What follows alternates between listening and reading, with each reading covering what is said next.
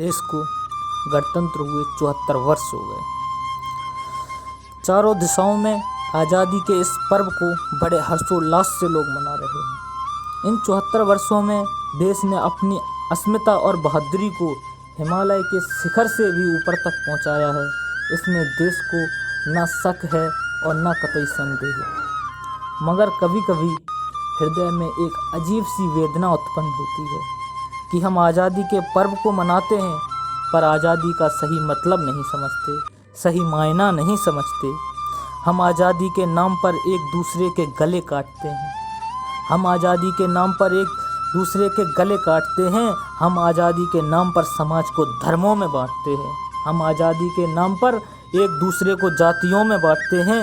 अगर आज़ादी यही थी तो गांधी जी क्यों सिर्फ लाठी लेकर और तन पर कुछ वस्त्र धारण करके अकेले ही अंग्रेजी हुकूमत के खिलाफ विद्रोह कर दिया? अगर आज़ादी का मतलब यही समझते हो तो क्यों एक 18 वर्ष का लड़का खुदीराम बोस, जिसने सिर्फ देश हित के लिए सर्वस्व त्याग कर फांसी को चुन लिया? आज़ादी वो नहीं जो कागज़ कलम पकड़ने के लिए भेदभाव करे। ना ही आज़ादी वो है जो हर रोज़ शहर की सड़कों में चीखती हुई आवाज़ों को सिर्फ अखबार के पन्नों तक सीमित रखते हैं और देश के ठेकेदारों के कानों में जूं तक नहीं रेंगते। आज़ादी का अर्थ यह नहीं सिर्फ सफ़ेद पोशाक पहनकर देश की संसद में हाजिरी भरकर महंगे बंगले में वहां जाकर बैठना जहां तक देश के किसान की आवाज़ ही ना पहुंच पाए। आज़ादी का मतलब समाज को बांटने का नहीं है, ना ही आज़ादी व्यक्ति की है।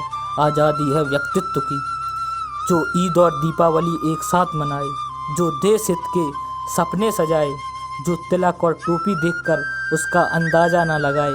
आज़ादी वो है जो समझे दर्द उसका, जो कड़कती धूप में नंगे पांव देश की मिट्टी को अपने पसीने से सींचता है। आज़ादी उसकी होनी चाहिए जो -50 डिग्री सेंटीग्रेड से भी कम तापमान में हाथों में बंदूक लिए सब कुछ भूलकर पूरी जोश के साथ हमारी और देश की रक्षा के लिए खड़ा है। तभी आज़ादी समझोगे जब इन महानायकों का चरित्र परखोगे।